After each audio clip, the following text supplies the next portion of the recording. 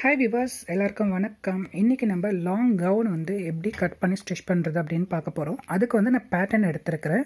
So அந்த pattern வந்து நம்ம உடம்புக்கு தகுந்த மாதிரி மெஷர்மெண்ட் படி நம்ம ஒரு பேட்டர்ன் ரெடி பண்ணி வச்சுக்கிட்டோம்னாக்கா எவ்வளோ ட்ரெஸ் வேணாலும் நம்ம வந்து கட் பண்ணி ஸ்டிச் பண்ணிடலாம், ஈஸியாக இருக்கும். ஸோ இந்த பேட்டர்னை எப்படி கட் பண்ணுறது அப்படிங்கிறத அடுத்த வீடியோவில் நான் வந்து காட்டுறேன். ஸோ ஏற்கனவே நான் ஒரு பேட்டர்ன் கட் பண்ணி வச்சுருக்கேன். இந்த பேட்டர்னில் நல்ல பியூட்டிஃபுல்லான ரேயான் கிளாத்து நாலாக ஃபோல்ட் பண்ணி வச்சுருக்கிறேன். நான் ஃபோல்டு வந்து என் பக்கம் இருக்குது. இப்போது வாங்க எப்படி கட் பண்ணுறதுன்னு பார்க்கலாம். இதுக்கு நான் வந்து பேக் கழுத்து கட் பண்ணியிருக்கேன், ப்ளஸ் ஷோல்டர் ஸ்லோப் எடுத்திருக்கேன், கை எடுத்திருக்கேன். ஸோ என்ன மெஷர்மெண்ட் படி வேணுமோ அந்த மெஷர்மெண்ட் எடுத்திருக்கேன். எனக்கு சீவிங் அலவன்ஸ் இதோட போதும். ஸோ அந்தளவுக்கு நான் வந்து மார்க் பண்ணி வச்சுருக்கேன். ஃபுல் கவுன் அப்படிங்கிறதுனால இந்த மேலே பாடி பார்ட்டை நம்ம தனியாக வந்து பிரித்து எடுத்துகிற போகிறோம். ஓகே, ஸோ கட் பண்ணிடலாம். பேக் நெக், ஷோல்டர் ஸ்லோப், இது பேக்குக்கு உண்டான கட்டிங்கு. சீவிங் அலவன்ஸ் விட்டுருக்கேன். ஓகே, இங்கே ஒரு டாட் வருது, கட் பண்ணிடலாம். இதோட பேக் பார்ட்டு மட்டும் கட் பண்ணியிருக்கிறேன் நான். இப்போ ஃப்ரண்ட்டு பேக்கை வந்து ரிலீஸ் பண்ணிவிட்டு ஃப்ரண்ட்டை கட் பண்ணிக்கலாம். பேக் பீஸை தனியாக எடுத்துட்டேன். இப்போ ஃப்ரண்ட்டு, ஸோ பேக்கோட அப்படியே இருக்குது. இப்போ ஃப்ரண்ட்டை வந்து நம்ம வந்து இந்த அளவுக்கு கட் பண்ணிக்கலாம். இது உள்ளார கொஞ்சம் கையை வந்து குடஞ்சி கட் பண்ணணும், அந்த மாதிரி கட் பண்ணிவிட்டு காட்டுறேன். ஃப்ரண்ட் அண்ட் பேக் கட் பண்ணியாச்சு.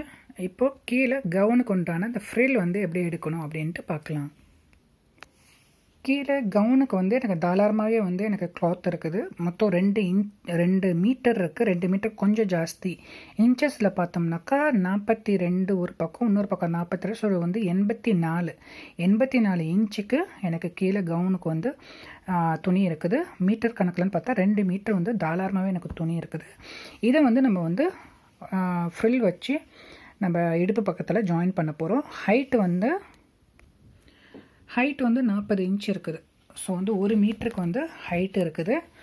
இதை வந்து நம்ம வந்து மேலே வந்து ஒரு அரை இன்ச்சும் கீழே வந்து ஒரு அரை இன்ச்சும் வந்து மடித்து தைக்கிறதுக்கு வந்து நமக்கு வந்து கரெக்டாக இருக்கும். அப்படின்னு பார்த்தீங்கன்னாக்கா நமக்கு 39 இன்ச்சு. ஸோ டோட்டல் மேலே ஹைட்டு வந்து நம்ம பாடி பார்ட் வந்து 17 இன்ச் எடுத்திருக்கோம். ப்ளஸ் வந்து இது ஒரு 39 இன்ச்சு ரெகுலராக வந்துடும். ஸோ கரெக்டாக நமக்கு வேணுங்கிற ஹைட்டு வந்துடும். நமக்கு டோட்டல் 56 ஹைட்டு வந்து நமக்கு வந்து தேவை. மேலே 17, கீழே வந்து ஒரு 39. அதையும் கூட நம்ம வந்து இன்னும் கொஞ்சம் வந்து ஜாஸ்தி படுத்திக்கலாம். 39 ஒரு கால் இன்ச் வந்து நம்ம வந்து தைச்சோம்னாக்கா கரெக்டாக இருக்கும். ஏன்னா மேலே வந்து 17 இன்ச்சுக்கு நம்ம வந்து 1 இன்ச்சு வந்து நம்ம வந்து சீவிங் அலவன்ஸ் கொடுத்துருக்கோம். ஸோ வந்து அந்த கரெக்டாக இருக்கும்னு நினைக்கிறேன். ஸோ எல்லாமே வந்து கட் பண்ணிட்டோம். இப்போ கையை வந்து கட் பண்ணுறது அப்படின்ட்டு பார்க்கலாம். இப்போ ஸ்லீவுக்கு வந்து நம்ம ஃபோல்ட்லேருந்து இங்கே 10.5 இன்ச் இருக்குது. 10.5 இன்ச்சுனால் நமக்கு வந்து 21 இன்ச்சு தாராளமாக போதும் ஸ்லீவுக்கு. ஸ்லீவ் கட் பண்ணியாச்சு. இது ரெண்டும் ஃப்ரண்ட் பக்கம் நான் நாச் பண்ணி வச்சுருக்கிறேன். ஸ்லீவ் டீட்டெயில் உங்களுக்கு வேணும்னாக்கா நிறைய வீடியோஸ், ஒரு 2-3 வீடியோஸ் இருக்குன்னு நினைக்கிறேன். ஸ்லீவ் வந்து எப்படி கட் பண்ணுறது அப்படின்னு. அந்த வீடியோ வந்து கீழே டிஸ்கிரிப்ஷன் பாக்ஸில் லிங்க் போடுறேன், பார்த்து தெரிஞ்சுக்கோங்க. ஸோ ஈஸியாக எப்படி கட் பண்ணுறது அப்படின்ட்டு அதில் டீட்டெயில்ஸ் இருக்கும். எல்லாம் ரெடியாக இருக்குது. இப்போ கழுத்துக்கும் நம்ம வந்து அப்புறமா எல்லாத்தையும் ஜாயின் பண்ணுறது அப்படின்ட்டு பார்க்கலாம். இப்போ ஃபஸ்ட்டு கழுத்துக்கு நம்ம வந்து எக்ஸ்ட்ரா இருக்கிற துணியை வந்து எடுத்துக்கலாம். நமக்கு அந்த துணியில் எக்ஸ்ட்ரா மிஞ்சி இருக்கிறது இது 2 மட்டும்தான். இது வந்து கைப்பக்கம் கட் பண்ணது. ஸோ மேலே உள்ள பார்ட்டு, இது கீழே ஒரு பார்ட். இது வந்து நம்ம கழுத்துக்கு மிக்ஸ் பண்ணி வைக்க போகிறோம், ஜாயின் பண்ண போகிறோம். இது வந்து நம்ம வந்து பேக்கெட் வைக்க போகிறோம். சைடு பேக்கெட் வச்சா ரொம்ப நல்லாயிருக்கும். அதனால் இது இந்த கிளாத் வந்து சைடு பேக்கெட்டுக்கு யூஸ் பண்ணிக்கலாம். கழுத்து டிசைன் இந்த மாதிரி நான் கட் பண்ணியிருக்கேன். கொஞ்சம் இங்கே வந்து ஒரு 2 இன்ச்சுக்கு வந்து ஷோல்டருக்கு போகிற மாதிரி இங்கே கிளாத் இருக்குது. இது வந்து கழுத்து பக்கம். கீழே வந்து ஒரு லிட்டில் வி வந்து கொடுத்துருக்கேன். செயின் நெக்லஸ் மாதிரி நான் டிசைன் கொடுத்துருக்கேன். இதை இப்போ வந்து கட் பண்ணிடலாம். இப்போ ஃபஸ்ட்டு ஸ்டிச்சிங் ஸ்டார்ட் பண்ணலாம். ஸ்டிச்சிங்க்கு நம்ம வந்து இந்த துணியில் வந்து கட் பண்ணோம் இல்லையா கழுத்தை, அந்த கழுத்தும் கீழே நம்ம பாடி பார்ட்டில் இருக்கிற கழுத்தும் ரெண்டுமே ஈக்குவலாக இருக்குது பாருங்கள், சரிசமமாக இருக்குது. இப்போ நம்ம இதை வந்து ரன்னிங் ஸ்டிச் பண்ண போகிறோம். கரெக்டாக இதில் வந்து அதாவது பாடி பார்ட்டில் வந்து நான் இன்னும் கட் பண்ணலை. அதனால் நம்ம இப்படியே வச்சு இதுக்கு மேலே இந்த நார்மல், அதாவது என்ன இதை சொல்கிறது, இந்த கிளாத்தில் வந்து நம்ம வந்து கட் பண்ணோம் இல்லையா டிசைனை, ஸோ அதுக்கு மேலேயே நம்ம மேலே ஓட்டு தையல் போட்டுட்டு திருப்பி விட்டுட்டு நாச் பண்ணிடலாம். நாச் பண்ணிவிட்டு திருப்பி விட்டுட்டு அதுக்கு மேலே இன்னொரு ஒரு ஓட்டு தையல் போட்டோம்னாக்கா பர்ஃபெக்டாக நமக்கு வந்து கழுத்து பகுதி வந்து உக்காந்துரும். ஓகேவா? இந்த கிளாத் வந்து இந்த மாதிரி நீங்கள் வச்சு ஸ்டிச் பண்ணும்போது கழுத்து வந்து உங்களுக்கு வந்து கரெக்டாக வரும், பர்ஃபெக்டாக வரும், எந்த ஒரு பிசுறும் இருக்காது. நம்ம இது வந்து கை பகுதியில் கட் பண்ணது நமக்கு இந்த கிளாத்து கரெக்டாக ஃபிட் ஆகுது பாருங்கள். ஸோ கரெக்டாக இருக்குது. கடைசியில் வேணும்னா நம்ம வந்து இந்த எட்ஜஸையும் வேணால் மடித்து விட்டு ஸ்டிச் பண்ணிக்கலாம். லைட்டாக சின்னதாக ஒரு பில்லியன் நோட்டு இல்லைனா வந்து செக்யூர் பண்ணுறதுக்கு இங்கேயும் மட்டும் நம்ம கடைசியில் வந்து ஸ்டிச் பண்ணிக்கலாம். அப்போ தான் வந்து நம்ம வந்து பிற்காலத்தை துவைச்சி யூஸ் பண்ணும்போது அந்த துணி வந்து மேலே வராது. ஓகேவா? இதை இப்போது ஸ்டிச் பண்ணிவிட்டு நான் உங்களுக்கு வந்து காட்டுறேன்.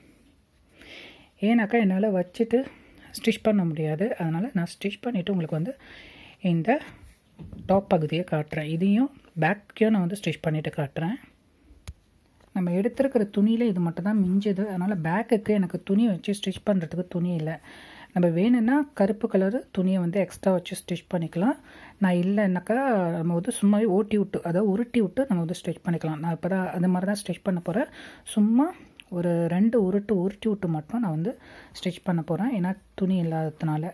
பெரிய கழுத்தாக இருந்ததுன்னா ஒன்றும் பிரச்சனை கிடையாது, ஏன்னா பெரிய சைஸ் இது வந்து 3XL 4XL தாராளமாக போடலாம். ஸோ அந்த மாதிரி இருக்கிறதுனால நம்ம வந்து பின்னாடி பக்கம் நம்ம உருட்டி விட்டே தைச்சிக்கலாம். அது வந்து நமக்கு ஈஸியாக இருக்கும். இந்த மாதிரி கழுத்தை வந்து நம்ம சுற்றி ஸ்டிச் பண்ணிட்டோம். இப்போ இதை கட் பண்ணிவிட்டு நம்ம இதை வந்து நாச்சஸ் போட்டுக்கலாம். இங்கே சைடில் கீழே வந்து ஒரு சின்னதாக ஒரு கட்டிங் பண்ணிக்கலாம். இந்த மாதிரி